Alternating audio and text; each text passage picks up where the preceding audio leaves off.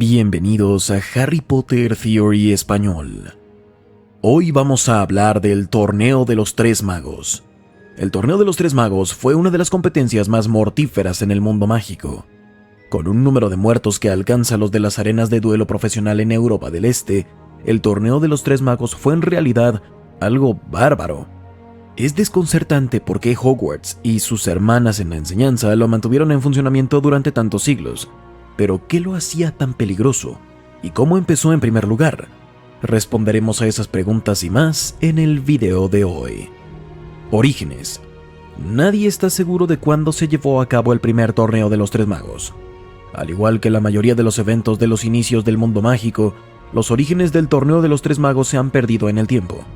Pero basándonos en la poca información que aún poseemos de esa época, podemos construir una idea aproximada de los primeros torneos. Hogwarts, por supuesto, fue fundado por Godric Gryffindor y sus tres amigos magos en la segunda mitad del siglo X, y unos 3 siglos después de eso fue el debut del primer torneo de los Tres Magos. Las fechas son un poco confusas, pero en algún momento alrededor del año 1294, las tres principales escuelas de magia de la región, Durmstrang y la Academia Beauxbaton, se unieron y decidieron enfrentar a sus estudiantes entre sí.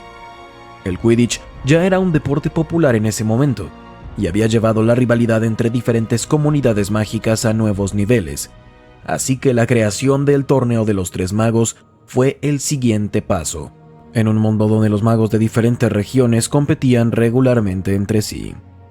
Las escuelas. Ya saben que el Colegio Hogwarts de Magia y Hechicería fue una de estas escuelas europeas destacadas, pero el Torneo de los Tres Magos se completó con otras dos, el Instituto Durmstrang y la Academia de Magia Beauxbaton. Mientras que Hogwarts aceptaba principalmente a estudiantes británicos e irlandeses, el Instituto Durmstrang recibía alumnos de toda Europa. Ubicado en una parte misteriosa del continente, muy al norte, el Instituto Durmstrang siempre parecía producir magos y brujas que no huían de ninguna pelea. Los estudiantes de Durmstrang incluso estaban bien preparados en las artes oscuras. A diferencia de Hogwarts, que solo enseñaba a los niños cómo defenderse de los magos oscuros y las maldiciones, los profesores en Durmstrang enseñaban a sus alumnos cómo usar la magia oscura. Quizá es por eso que Gellert Grindelwald, el infame mago tenebroso de inicios del siglo XX, se enamoró profundamente de las artes oscuras en primer lugar. El tercer competidor en el Torneo de los Tres Magos siempre debe provenir de la Academia de Magia Beauxbaton.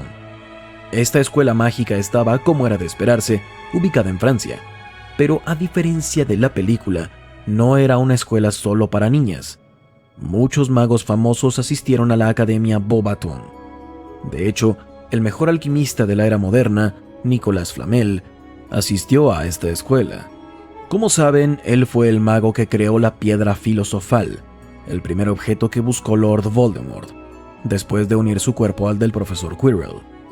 Los estudiantes de Beauxbaton eran bastante fáciles de identificar en la multitud, especialmente durante los torneos, en comparación con los estudiantes de aspecto brusco de Durmstrang y el variado grupo de niños de Hogwarts.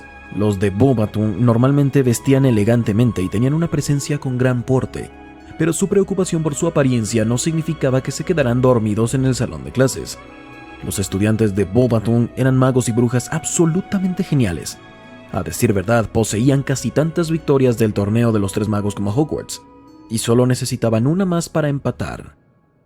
Historia. Desde que comenzó el torneo a finales del siglo XIII, siguió avanzando, convirtiéndose en un elemento básico en la vida de muchos estudiantes de magia en toda Europa y Gran Bretaña. Las tres escuelas se comprometieron a realizar el evento cada 5 años, y en su mayor parte lo cumplieron. Pero a pesar de que el torneo jugó un papel tan importante en la historia de la educación mágica, les sorprenderá saber que no hay muchos registros sobre los juegos, incluso sobre los campeones de cada torneo.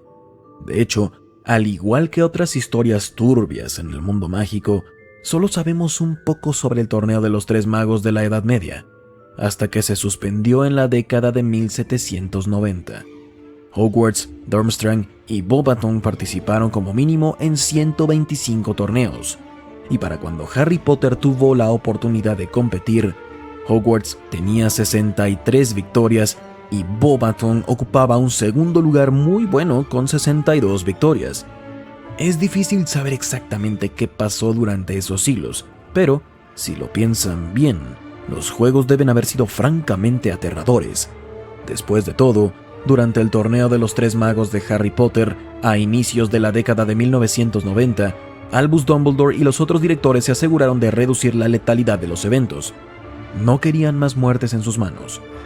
Pero los torneos de los Tres Magos del pasado distante tenían una reputación sangrienta de matar, mutilar y paralizar a sus participantes.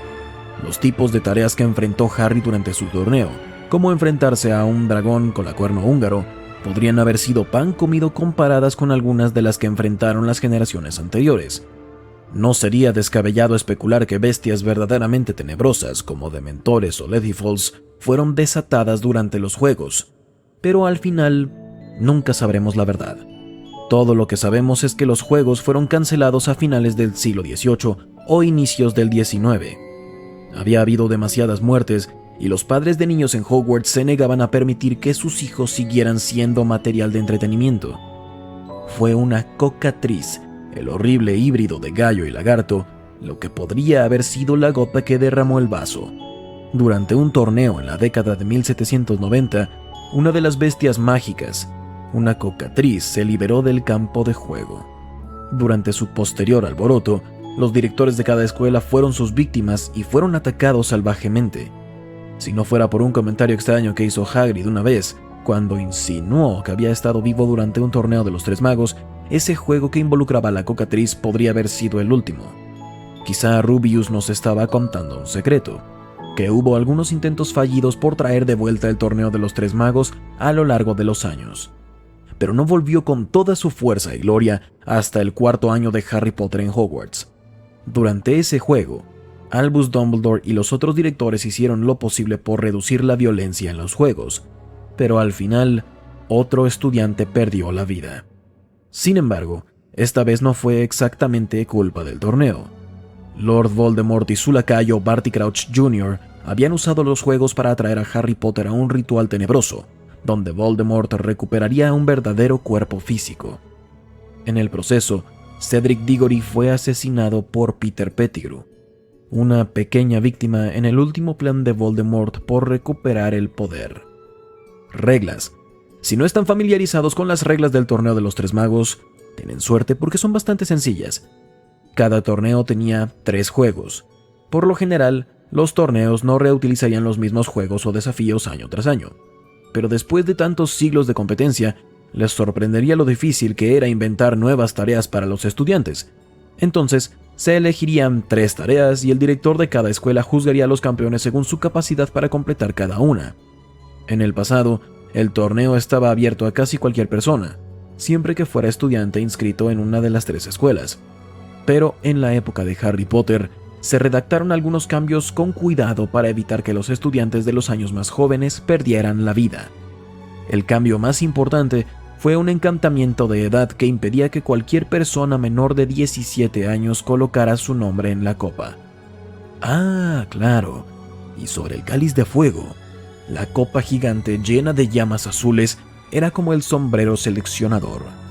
Los estudiantes echaban su nombre a las llamas y la copa consideraba a cada uno hasta seleccionar al campeón perfecto de cada escuela. El último día de octubre, Halloween, la copa daba a conocer su selección. A partir de ese momento, los campeones de cada escuela firmaban un contrato mágico. Estaban obligados a competir en el torneo. De lo contrario, al final, quien se desempeñara mejor y sobreviviera, no solo ganaría la Copa de los Tres Magos, sino también 1000 galeones para gastar como quisiera.